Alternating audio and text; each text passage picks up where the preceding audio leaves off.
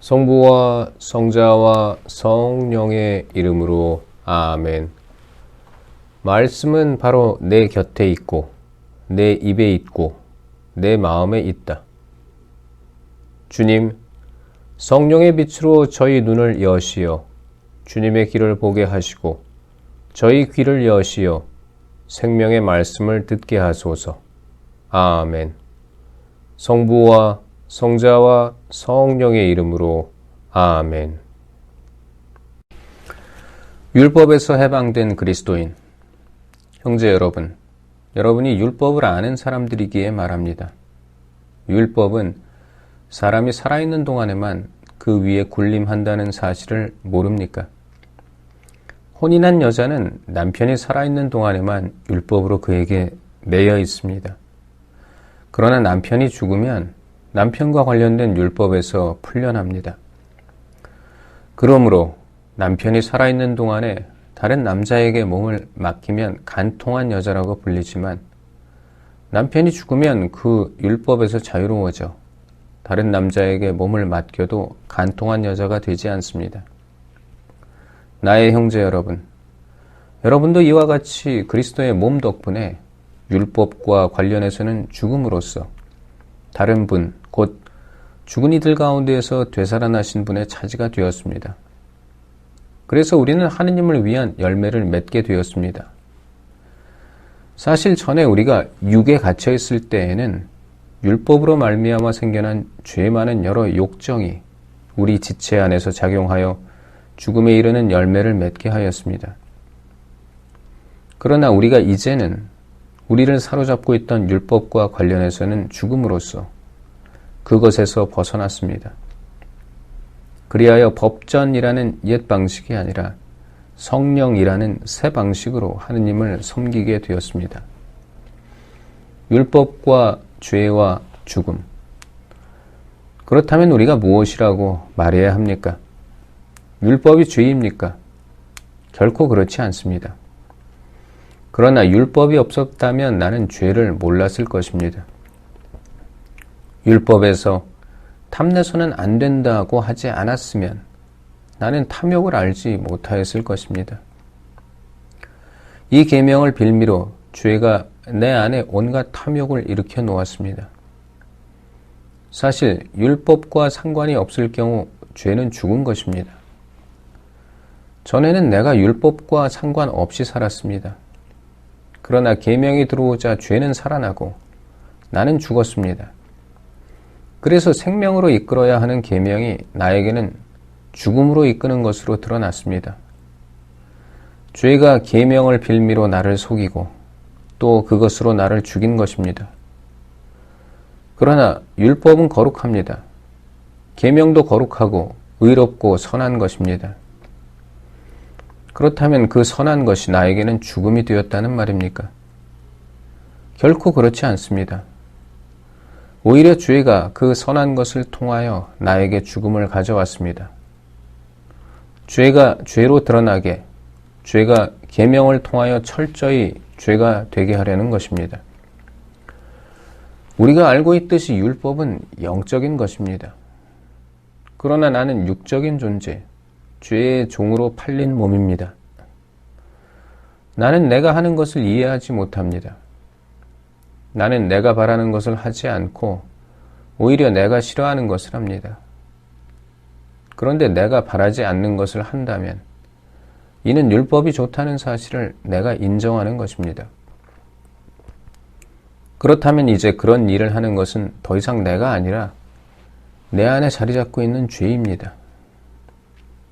사실 내 안에, 곧 내 육 안에 선이 자리 잡고 있지 않음을 나는 압니다.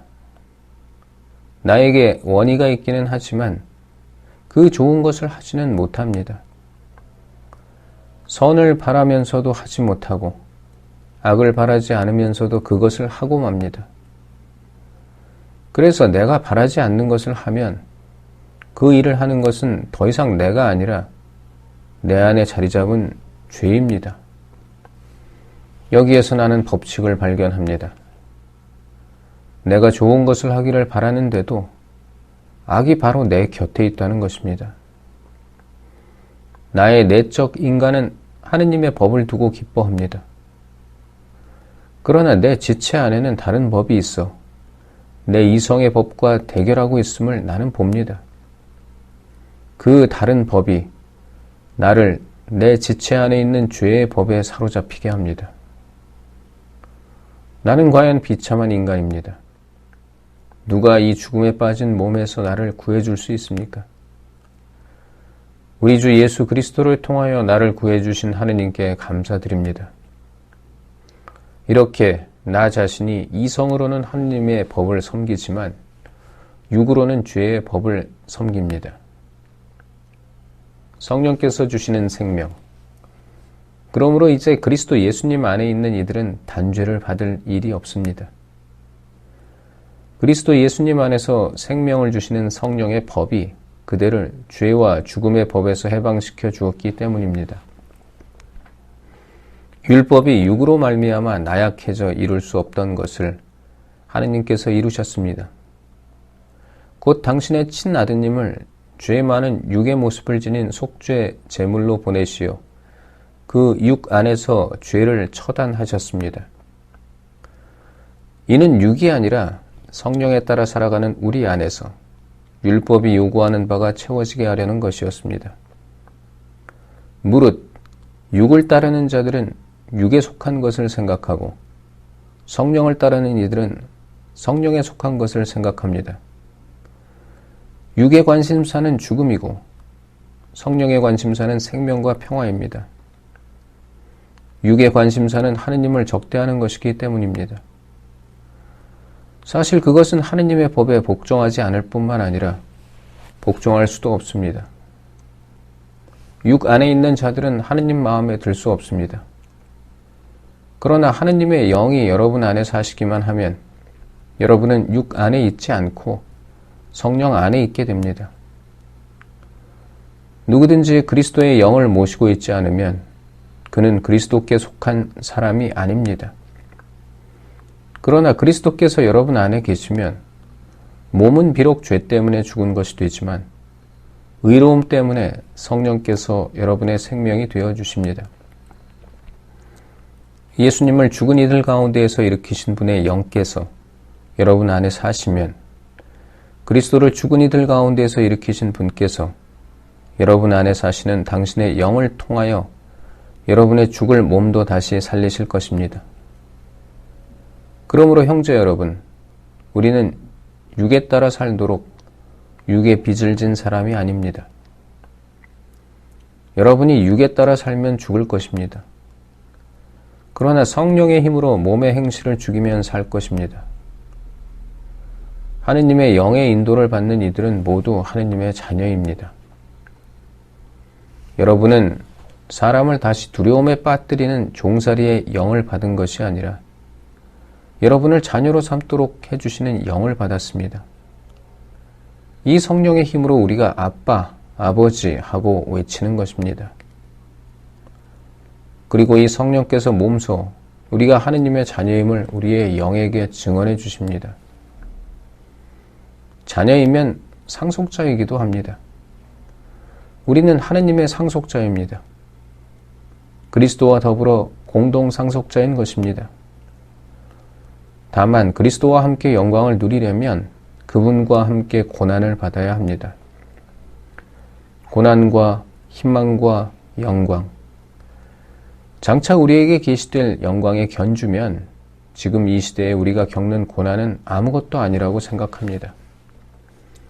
사실 피조물은 하느님의 자녀들이 나타나기를 간절히 기다리고 있습니다. 피조물이 허무의 지배 아래 든 것은 자의가 아니라 그렇게 하신 분의 뜻이었습니다. 그러나 그것은 희망을 간직하고 있습니다. 피조물도 멸망의 종살이에서 해방되어 하느님의 자녀들이 누리는 영광의 자유를 얻을 것입니다. 우리는 모든 피조물이 지금까지 다 함께 탄식하며 진통을 겪고 있음을 알고 있습니다. 그러나 피조물만이 아니라 성령을 첫 선물로 받은 우리 자신도 하느님의 자녀가 되기를, 우리의 몸이 속량되기를 기다리며 속으로 탄식하고 있습니다. 사실 우리는 희망으로 구원을 받았습니다. 보이는 것을 희망하는 것은 희망이 아닙니다. 보이는 것을 누가 희망합니까? 우리는 보이지 않는 것을 희망하기에 인내심을 가지고 기다립니다. 이와 같이 성령께서도 나약한 우리를 도와주십니다. 우리는 올바른 방식으로 기도할 줄 모르지만 성령께서 몸소 말로 다 할 수 없이 탄식하시며 우리를 대신하여 간구해 주십니다. 마음 속까지 살펴보시는 분께서는 이러한 성령의 생각이 무엇인지 아십니다. 성령께서 하느님의 뜻에 따라 성도들을 위하여 간구하시기 때문입니다. 하느님을 사랑하는 이들, 그분의 계획에 따라 부르심을 받은 이들에게는 모든 것이 함께 작용하여 선을 이룬다는 것을 우리는 압니다. 하느님께서는 미리 뽑으신 이들을 당신의 아드님과 같은 모상이 되도록 미리 정하셨습니다.